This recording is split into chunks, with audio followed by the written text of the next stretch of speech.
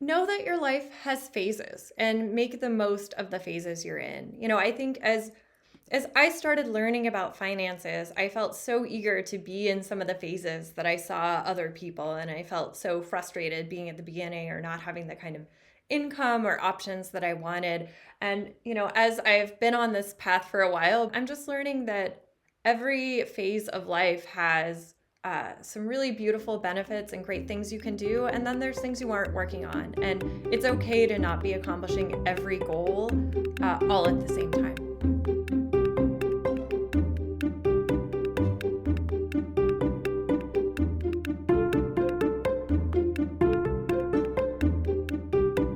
Welcome to the Personal Finance for PhD's podcast, a higher education in personal finance. This podcast is for PhDs and PhDs to be who want to explore the hidden curriculum of finances to learn the best practices for money management, career advancement, and advocacy for yourself and others. I'm your host, Dr. Emily Roberts, a financial educator specializing in early career PhDs and founder of Personal Finance for PhDs. This is Season 17, Episode 6, and today my guest is Dr. Amanda, a prior podcast guest who is on the path to FIRE, financial independence and early retirement. Since our last interview, Amanda and her husband moved to the Twin Cities and had 2 children. Amanda recounts the exciting start to her FIRE journey when she was a postdoc and contrasts it with the boring middle of pursuing FIRE now with long-term jobs and a growing family. Amanda and I discuss the extra expenses that come with children, and those that don't have to, and how emergencies and other expensive projects mean the progress made toward FIRE is different each and every year. Amanda and I conclude that pursuing FIRE is really more about the journey than the destination, and all the benefits you experience along the way. The tax year 2023 version of my tax return preparation workshop, How to Complete Your PhD Trainee Tax Return and Understand It Too, is now available. This pre-recorded educational workshop explains how to identify, calculate, and report your higher education-related income and expenses on your federal tax return. Whether you are a graduate student, postdoc, or postbac, domestic or international, there is a version of this workshop designed just for you. I do license these workshops to universities, but in the case that yours declines your request for sponsorship, you can purchase the appropriate version as an individual. Go to pfforphds.com/tax return workshop to read more details and purchase the workshop. You can find the show notes for this episode at pfforphds.com/S17E6. Without further ado, here's my interview with Dr. Amanda.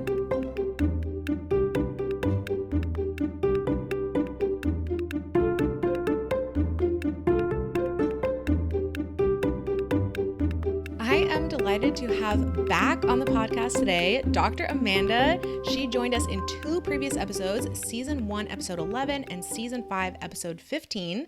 So we've seen a couple of snapshots of Amanda's financial journey so far that she's been so generous to share with us. And we're going to get another update today after a few years. So there's been a lot of changes. Amanda is on the path to FIRE, financial independence and early retirement. And so we're going to talk a lot about what that looks like for a PhD today. So Amanda, thank you so much for coming back on the podcast. It's a pleasure to see you again. And will you please introduce yourself a little further for the listeners? Sure. Happy to be with you again, Emily. I am Dr. Amanda. I am currently an assistant professor in education. Something kind of unique about my current position is I work fully remote. So I live in the Twin Cities area of Minnesota, and I work for a university that's out of state. But my students are EDD students, so they're doctoral students in education. They're teachers, school administrators, principals. They have full-time jobs, so they're doing most of their program online. So I go to campus when they have their on-campus residency type stuff, but otherwise we're all online, and it works great for me. I love teaching online. I do a lot of dissertation support over Zoom. So me sitting with headphones in a setting like this is kind of how I spend my days, and I really like it. And if you want to hear more about that, the second episode I referenced, Season 5, Episode 15, is where Amanda talked about her job search and how she strategically moved to the Midwest, et cetera, for at least partially financial reasons. So I'm sure we're going to hear more about that too. Anything else you'd like to share with us? I have two young kids, which I believe last time I was on the show, I don't even think I had either of my kids. So I've got a 1 and a 4-year-old now. And one of the things I really like about my remote position is it's flexible. It allows me to spend a lot of time with them and be there for them. So that's really great. My daughter goes to a nature preschool now in our neighborhood, which we just absolutely love. And then my son he spends most of his days with his grandmas. And that was, as I recall, one of your reasons for moving there, right? Your proximity to family. Yes. So my situation was my husband and I had moved from Los Angeles, where I was a postdoc at USC, and he was a technical director in the USC Games Division. And then I took a position way across the country in Ohio. And we get to Ohio and we move there, and my job's going great. I really like it, but he's not finding the right thing. And then the perfect job for him, he designs educational games. And Twin Cities Public Television, PBS in the Twin Cities, posts this job where they're looking for somebody to lead their digital and games content for, it was a new show at the time. Now it's Hero Elementary, for anyone who has littles who watch Hero Elementary. My kids love that show. Yeah, and we love it too. And it was just the perfect job. So that also happened to be 10 minutes away from where my family was living. And we knew we were kind of wanting to start a family. So it was like, you have to apply. And then my university was great. Like, things were going well. And they said, do you want to try something remote? And this was pre-pandemic, so it was a little experimental at the time. Now I feel like this is not an unusual scenario. It was at the time, but it's worked really well. So we've been doing that a lot of years, and it just continues to work great. I love this lifestyle design. I've been listening to a lot of Cal Newport recently. Are you familiar with him? Yeah. So I've read a few of his books. I've been listening to his podcast, and he's all about this, like, I can't remember the acronym, but it's basically lifestyle-centric career design, something like that. But basically doing exactly what you've just exemplified is getting enough career capital, in your case, the PhD, the professorship, to be able to leverage it to get the lifestyle you want at the point in your life when you need it, which for you was, this opportunity for your husband and the kids coming and all of that. So like, I wish he did interviews, because you would be a great interview for his podcast, but I don't think he does that sort of thing.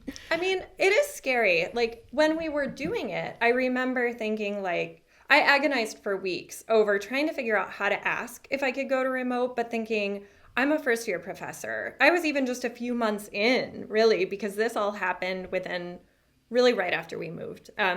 We moved to Ohio in late July, August, and over Thanksgiving, I helped my husband move to the Twin Cities because he was starting there. So he was only there a few months. But I remember thinking, like, I don't have this capital. We can't do this. How am I going to ask? And then they brought it up. And I remember feeling so relieved and thinking I probably could have asked. But I think sometimes as grad students, I know at least I felt like there was a way you're supposed to do things. Like, we were trained in sort of the R1 research world where it was like, you're going for a tenure track job. That is what you are going to do. You will move anywhere, do whatever it takes you to, and especially as a couple, like, you got to find that dual hire. And I spent my whole time as a postdoc feeling like, I don't know if this is what I want. And just, it probably took me a few years of listening to a lot of financial podcasts and lifestyle podcasts to really get comfortable with saying, what if we don't do that? What if we did something different? What if this is crazy, try to live where we want to live, which for us, is the Midwest where family is. And we actually really like it here. We like the seasons. It's not for everyone. The winters can be brutal, but it took a while to get to feeling like we could make those choices. Yeah, I see what you're saying, because you might not think, right, getting out of grad school, getting out of your postdoc, that you have any career capital at that point. But honestly, if they made the investment of hiring you as a faculty member, like, yeah, it's a big investment for them too. So, and you were just ahead of the curve, right? Because everyone's doing the remote thing now. Yeah. So it's all worked out. I'm so glad to hear that. Let's get into the topic for today. We're going to talk about your journey to FIRE and how at the moment you're in this, what they call the boring middle phase. So I want you to back up a little bit and describe to us what the beginning of the journey to FIRE looked like when it was exciting and no longer boring like it is now.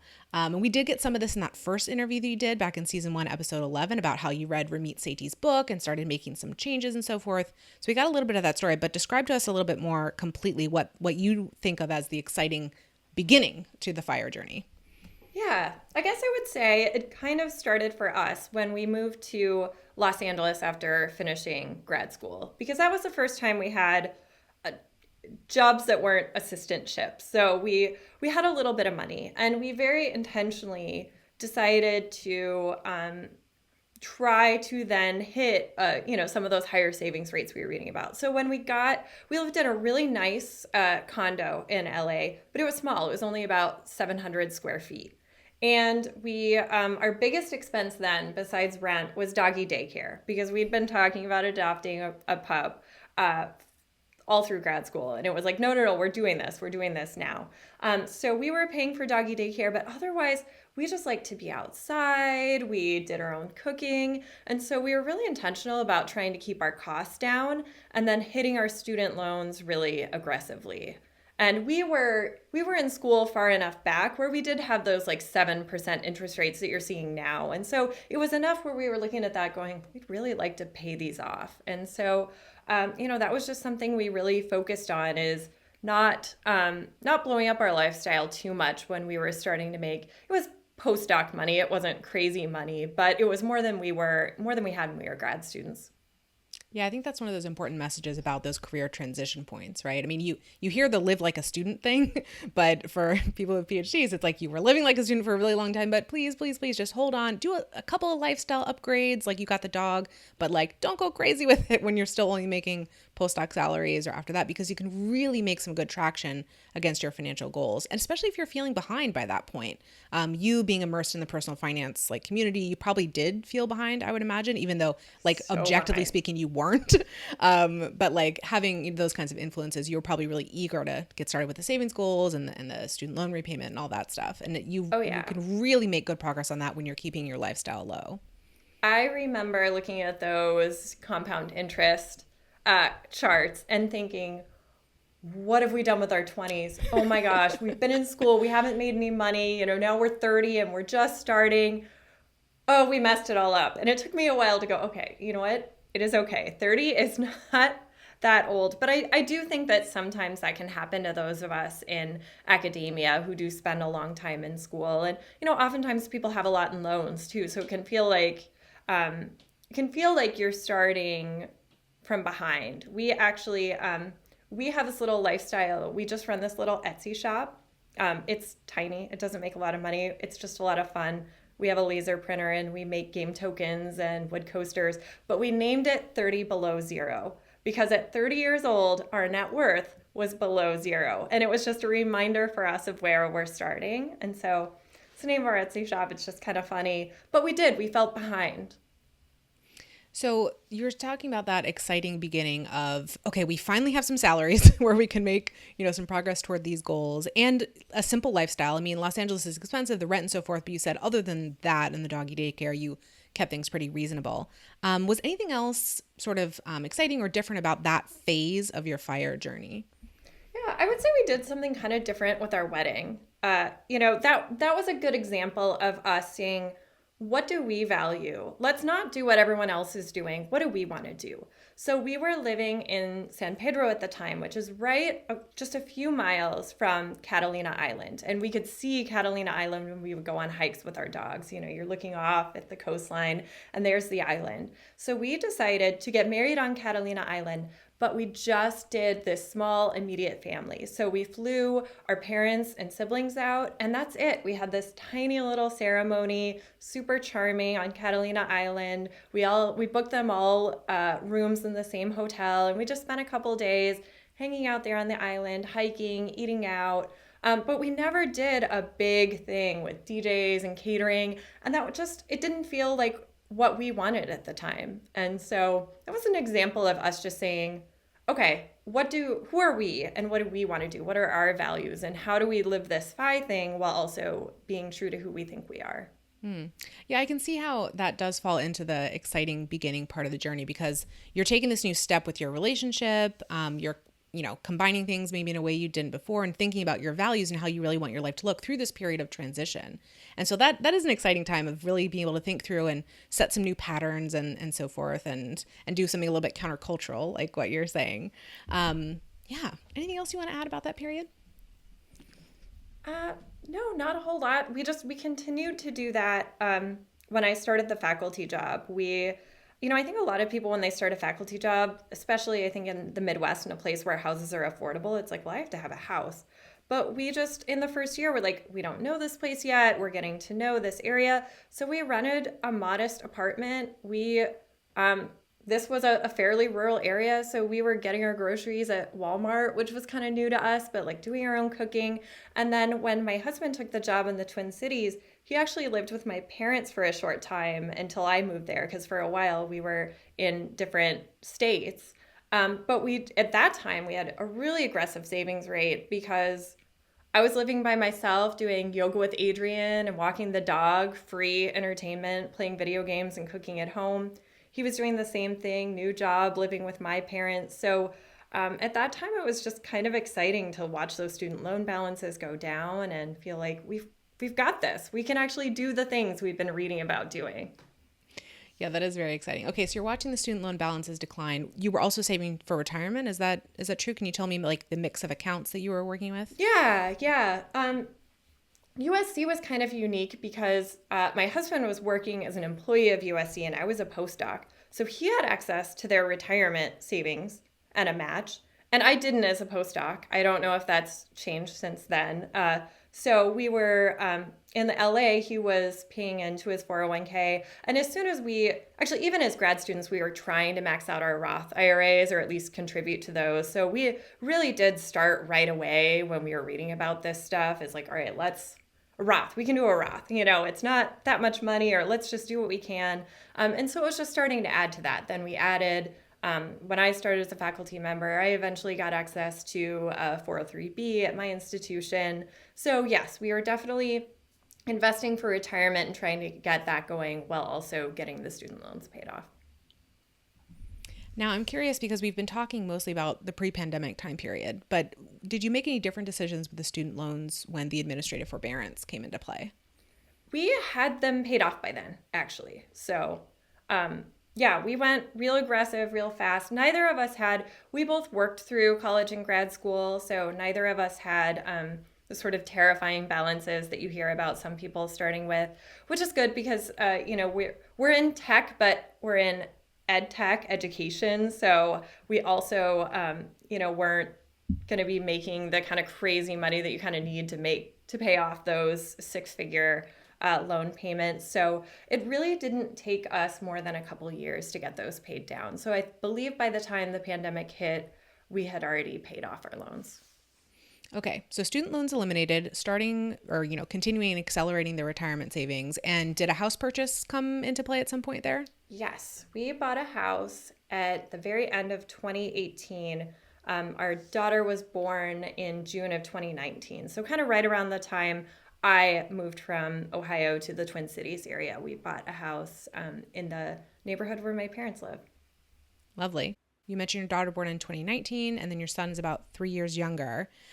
So let's fill out the lifestyle now in terms of what your finances look like, what your lifestyle looks like. Now that you've got the job set and the kids are present or on the way, like what does this phase of FIRE look like? It's slower and more boring, if I'm being honest. We did upgrade the house. And part of that is because my husband's mom lives with us. She helps us with childcare. So we wanted to have a nice space for us. And what we did, this is kind of another non-traditional thing we did. We swapped houses with my parents. So they lived right in the neighborhood, but they were, they're kind of thinking about retiring. They're looking to downsize because they were still in kind of the home they'd raised my sister and I in. And so they had more space than they wanted. And we were, as we were thinking about having a second child, we were like, we could do this. It's going to be tight. We could finish the basement and create these rooms.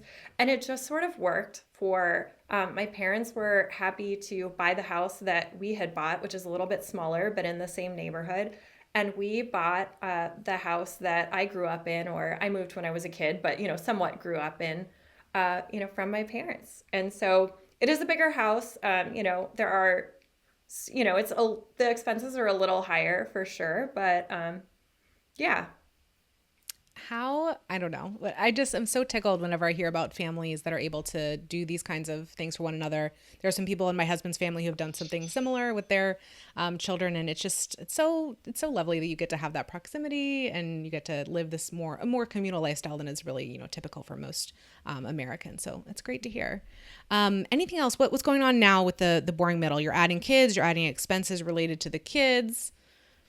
Yeah, we pay for preschool now. We're trying to contribute a bit to 529s, and everything's just a little bit more expensive. This bigger house costs a little bit more.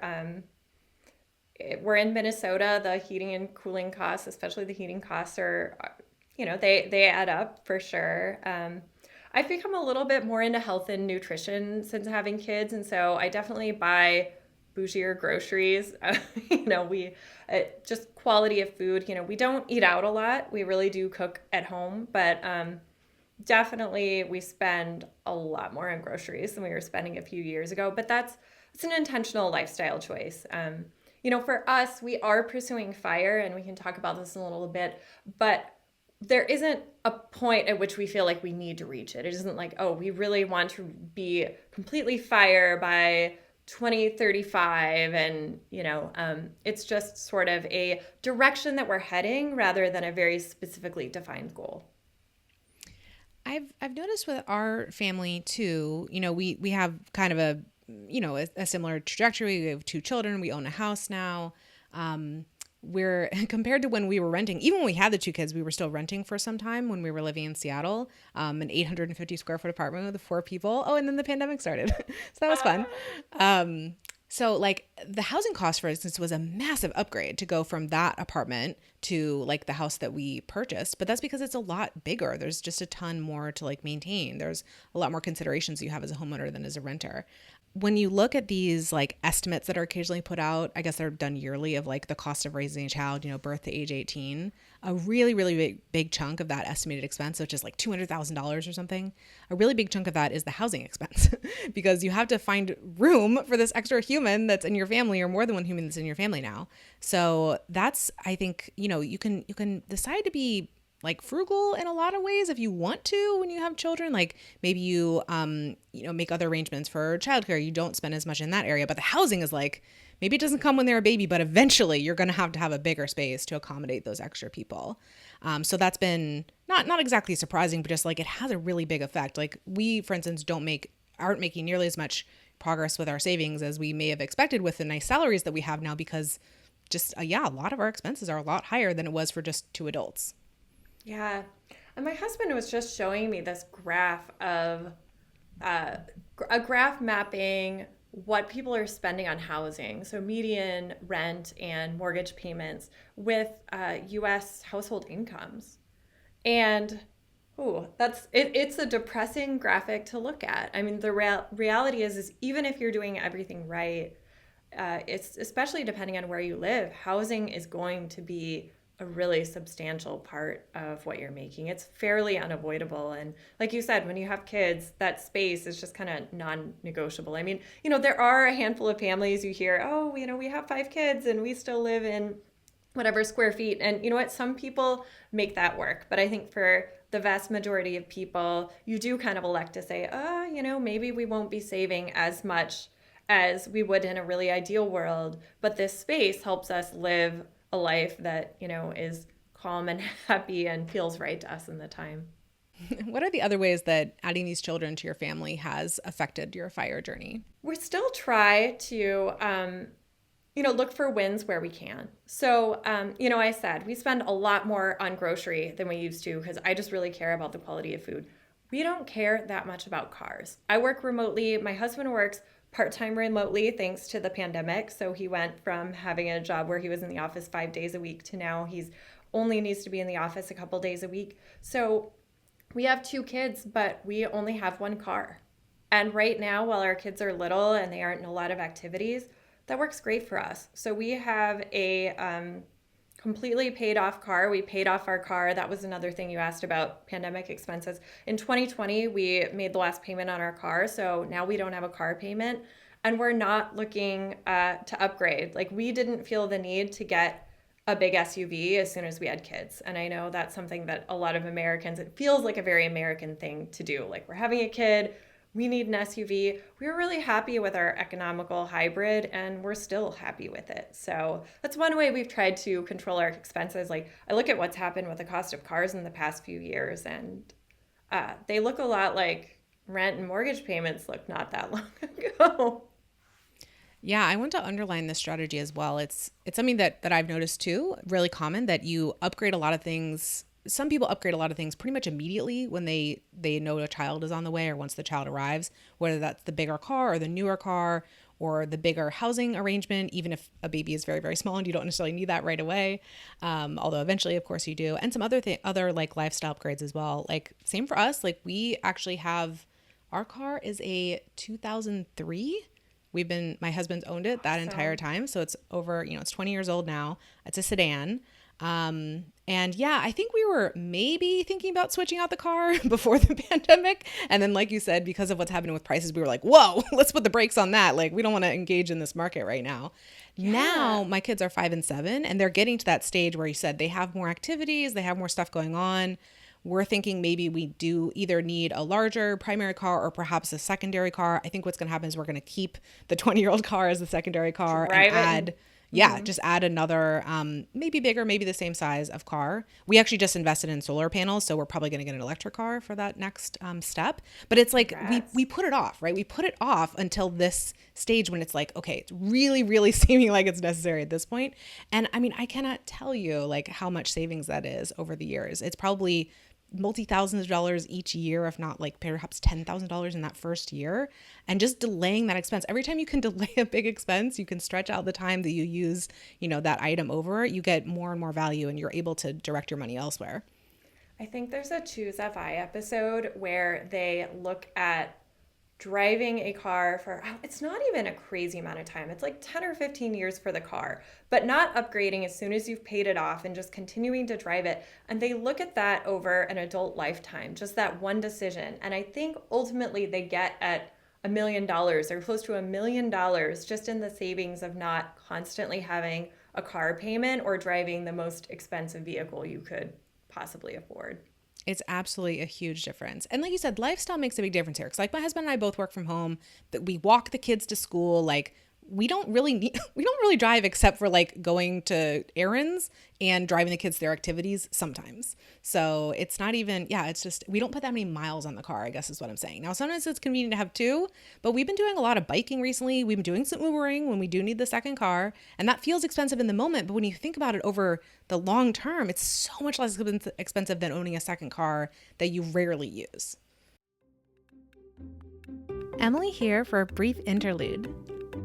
Tax season is in full swing, and the best place to go for information tailored to you as a graduate student, postdoc, or postbac is pfforphds.com/tax. From that page, I have linked to all of my free tax resources, many of which I have updated for this tax year. On that page, you will find podcast episodes, videos, and articles on all kinds of tax topics relevant to PhDs and PhDs to be. There are also opportunities to join the Personal Finance for PhDs mailing list to receive PDF summaries and spreadsheets that you can work with. Again, you can find all of these free resources linked from pfforphds.com/tax. Now back to the interview. Now, you mentioned in our pre-interview communications that you are at the moment very grateful for your emergency fund. So can you tell us more about why that is? 2023 has demanded a lot from our emergency fund. Literally on January 1st, I was driving the kids home from Target and our car broke down. And it turned out it needed pretty much the most expensive possible repair for that car, and it's a hybrid. So it ended up being about $6,000, which is it. We had kept up the maintenance. They had just told us a few months before that this car was in great shape. We were not anticipating any car expenses. There was nothing we'd been deferred, so it was a real surprise to us. But given what had happened, as we just talked about, to the cost of cars over the pandemic, we were looking at it and going, $6,000 doesn't even get us that far to a comparable, similar vehicle. And so we decided to do that repair. And, luckily we had the emergency fund, so we were able to pay for that. Fast forward just a few months later in the summer, we found out our dog needed a pretty substantial surgery. And again, we'd worked hard after spending down some of that emergency fund to build it up, even over those few short months. And we felt so good being able to not have to consider whether we can afford that surgery. And not needing to worry about financing, but knowing we could focus on, yes, let's do this procedure. Let's get her the care she needs. Let's get her feeling better. And so that was just phenomenal for us. And, that was a good reminder. I am very happy to live below my means so that when things like this happen, and things are going to happen like this in life, we just don't need to worry about it. It's, yes, we have this money. We will pay for this surgery. And so that was just really, we were very grateful to have the money, to not have to worry about the cost of that, and to just be able to pay for it in one fell swoop. And then just last month, we decided to do an insulation project. So we had new insulation put in our attic. We did a home energy audit in the summer and found out that we have about 5 inches of attic insulation, and they recommend 15 here in Minnesota. So, given the severity of our winters, we were like, yep, we'd better do this right away. Let's get that insulation taken care of. So that wasn't an emergency, but again, just having savings and having the fact that there's a good chunk of money every month that we just put away for stuff that we know will come up later has just been so fantastic for us this year. Yeah, that really speaks to the utility and the stress relief that comes with having margin in your life. That's financial margin, that's time margin, that's energy margin. Not everybody has that. It's difficult to intentionally get your life to the level where you have margin in those areas. But when you do, and then those things come up, you're so grateful that you did that advance, work and design and so forth to have that happen. I like to say regarding emergency funds that an emergency fund is what stands between something bad happening in your life and something bad happening in your life and there being significant financial consequences for it, like your dog's surgery, for instance.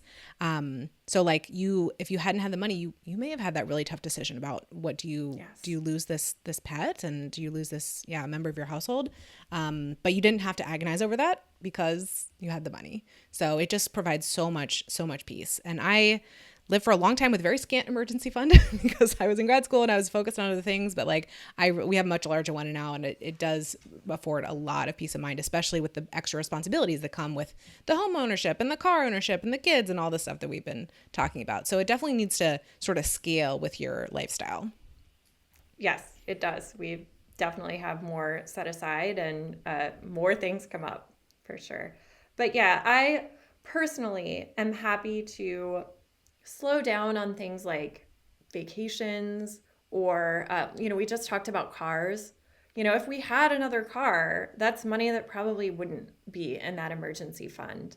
And just for me, I sleep so much better at night knowing that money is there for whatever is going to come up where we're going to need it. And, I know not everyone comes to that same conclusion. And I think that post-pandemic, there's been a lot of this YOLO mentality. And I totally understand that people are wanting to prioritize experiences. But I just have to say, personally, I've landed on I'm much happier with some money just being there and waiting for what we need it for.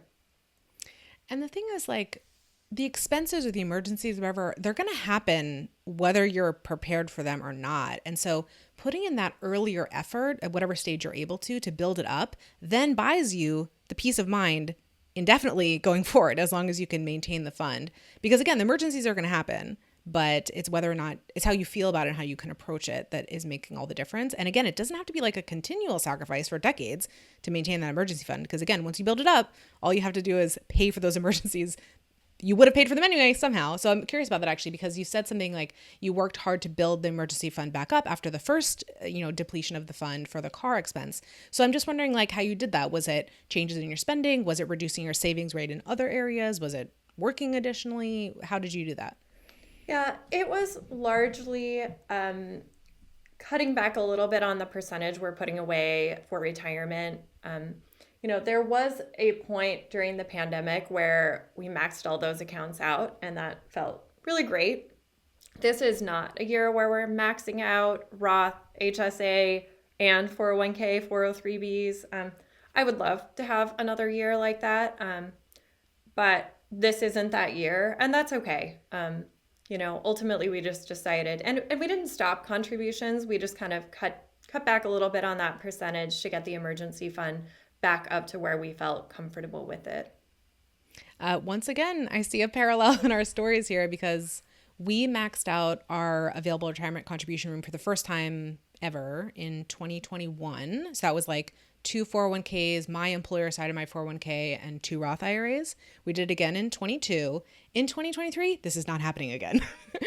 Because as I mentioned, we had the solar panels, which we're paying for upfront, like we're not financing them. So we had to pull that money partially from savings and partially from cash flow to be able to do that. And so that alone, plus I just mentioned we may have a car purchase in our future. We're still doing like 1 401k, we'll still do the 2 IRAs, but how much we contribute to that second 401k is not too clear at this point in the year. We're recording this in October 2023, by the way. So, but that's how life is. I mean, it's not all like perfect numbers on a spreadsheet, like perfect numbers in your financial plan. Same thing happens every single year, right? You have to adapt in some ways. And now that we've had that taste of like what maxing out felt like those couple of times, I'm pretty sure we'll get back to it at some point. It feels good, it's just right? Not 2023. Mm-hmm. Well, congrats on the solar panels. That's a bucket list project for us. And, to be able to pay for it without financing it is not something that many people can say. So congrats to you. Yeah. And that was, it's not all thanks to us. It's partially some leftover parental gifts from when we bought the house. We got some gifts. We didn't spend all of it on the down payment. That is now being redirected to a literal investment in the house. But here in Southern California, like our electricity bill is really out of control. So like the solar panels clearly are an ROI within just a few years. So it is literally an investment as well as just like something we want to do. Yeah, I was just hearing that the ROI is very good in California with your high energy costs, PG&E, and abundant sunshine in Southern California. Yeah, and I can only imagine it's going to get worse in terms of energy costs. So it's again looking long-term planning kind of thing. So yeah, we're excited about that. Okay, so we're talking about the boring middle of FI. We got the kids expenses. You're doing your best you can on your 401ks. Managing with life's circumstances that are thrown your way. What is the future of your FIRE journey? Or maybe like you mentioned earlier that you're not looking for like a specific super soon end point. You're very happy with your lifestyle in many ways. So like, why do you still identify with pursuing FIRE, and what do you think might change when you get to that official we're financially independent point? Yeah. We don't have a specific destination, but what we are pursuing is options and flexibility. We just know for us that someday, things happen with life and with jobs and with health. So one day, maybe one of us, we're both happy with our jobs right now. Someday, maybe one of us is in a toxic work environment. Maybe something happens with our health or the health of one of our kids. Or maybe one of our kids develops some really interesting, crazy hobby that might require some kind of specialty training or some travel or something like that. We don't know, but we want to be able to say yes to things that life will throw at us in the future. And so for us, this FI journey isn't about we want to move to Portugal or Thailand in 2035. It's we want to be able to say yes to opportunities and to never have to stay in a situation that isn't good for us. We always want the option to be able to make changes so that we can just live a happy, supportive life that's good for us and good for our kids. I feel like the FIRE movement broadly over the past few years has moved in the direction of what you're describing. It 10 years ago, it maybe felt much more boxed in, right? Like, this is my savings rate and I have X many years until I get to this point and I'm quitting my job, and that whole attitude. And as more and more people attempted that journey, they realized that maybe the journey couldn't look exactly like that, or maybe they didn't even want the end point that they had imagined like earlier. So many people, I think, are attracted to FIRE because they're unhappy with their job in some way. And if you do the work of getting into a job that supports your lifestyle, as we were talking about earlier, then there's not such a strong impetus to get out, ASAP. But like you said, that things can change with your job and with your health. And so I think it's so smart to not, and this is what we're doing too, like not count on, I'm going to work till I'm 72. I'm going to work till I'm 65. And my finances depend on my ability and the market's ability to keep providing me with work opportunities until that point. And I don't know, our listeners right now are probably somewhat younger than we are, but I'm 38 and I'm not tired. I'm not slowing down, but I can see in the future that I don't necessarily want to live this way for many, many, many more decades. And that, seeing what our parents have been going through health-wise and other people around us, like you can't count on that necessarily. So like you said, just to give yourself options earlier and earlier is a great gift. Yeah, that's exactly how we feel. And I do think you're right. The FI community has sort of shifted in that direction. And I always struggled with this idea of what's your FI number and your FI date, because there were just so many assumptions about a consistency of your spending. Something that I've learned over the past few years, I mean, what my expenses looked like as a grad student were nothing like what they looked like as a postdoc or anything like what they looked like right before we had kids. Now we have kids, we support our kids. My mother-in-law lives with us. Like, life changes every year. And so I don't know what my expenses are going to be in a few years, and that's okay. But I do know that having built up a net worth isn't something I'm likely to look back and go, wow, I really wish I hadn't done that. So, we've never been able to pin down exactly what, specific, I've never calculated a FI date or a FI number because there's just too many assumptions in there that I've never felt comfortable saying I know what those assumptions are. But we know that life will provide us with interesting opportunities. My husband and I are both lifelong learners. We're in education. We love to learn new things. I can't rule out that one of us might want to do a complete career pivot, go back to grad school or something someday. If that's something one of us wants to do, I hope we'll be able to do it. Exactly. Similarly with us, like I've never calculated, I don't call myself like on the FI journey, but I've also never calculated a FI date or a FI number because, like, frankly, my husband and I bought the house we currently live in, and we are not planning on living here once our kids are out, like well out of the house. We're going to downsize, and who knows what that's going to look like. So like, even when you draw closer and closer to achieving that, what you think might be the net worth goal of, achieving FIRE, you can still make big changes and you may need to, and especially with the family unit that keeps evolving with time. Like you said, there's just every year is different. And so, we may be on the journey for a while. There's not really like an endpoint necessarily. And so many people, again, in the FIRE community who maybe they did leave their jobs, they find that they're still earning money in just other interesting ways. And so it's like, well, you didn't even need to reach that number necessarily. You just needed to reach Coast 5, for example, or some other point where you felt comfortable changing your work situation. Yeah, I think it's a very rare person in the FIRE community that someone retires and stops earning money. At least from what I hear in the books and the podcast, no one knows that person. They aren't really out there. So people find things to do. Oftentimes that comes with some kind of an income or, financial incentive. But again, to have the ability to pursue that, to take a risk on building a business or go back to school to learn a new skill, whatever it is, we just want to be able to say yes to it in the time that it feels right. I love it. I love the vision. I love the description of your lifestyle. It sounds lovely to me, but we found many commonalities between us during this episode.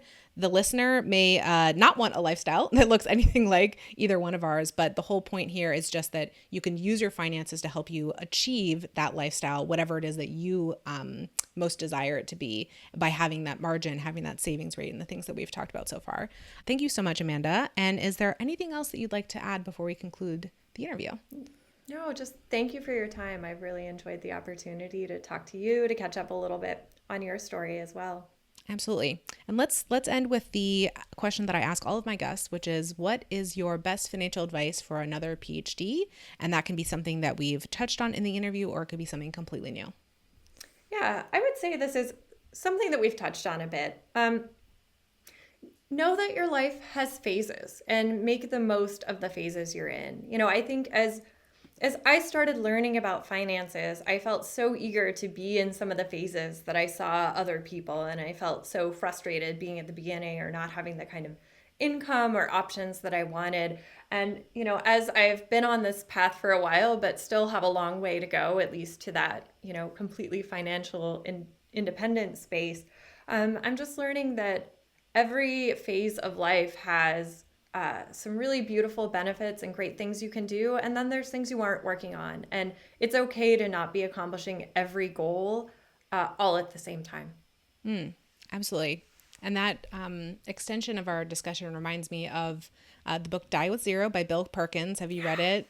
Oh my gosh. I have not, but it seems like everyone in the community has. So it's most definitely on my reading list because I've yet to hear someone say it hasn't transformed their thinking and just changed how they're approaching their life and their values. It absolutely did for me as well. I would say that was like my book of 2022 that like changed my thinking. And this isn't necessarily about specifically tying financial goals to different life stages, but just tying things you want to do to different life stages. And it really made me think differently about the opportunities that were available to me when I was in graduate school, for example, or out of graduate school, but before having children, and what regrets I have from those times, but also what I'm glad that I took advantage of because I could see that, opportunities close as you move through different phases of life. And so it's just, it wasn't like a sad book for me, but just really helping me think about how to maximize the stage that I'm in now and thinking about what can be put off until later stages of life in terms of accomplishing them, whether that's with your finances or in other areas. So I do highly recommend that book to every reader. It may make you feel better actually about the stage that you're in if you're still in graduate school or something like that. So thank you for the thought. Thank you for the opportunity to plug one of my favorite books. And Amanda, thank you so much for coming back on the podcast. Thank you, Emily.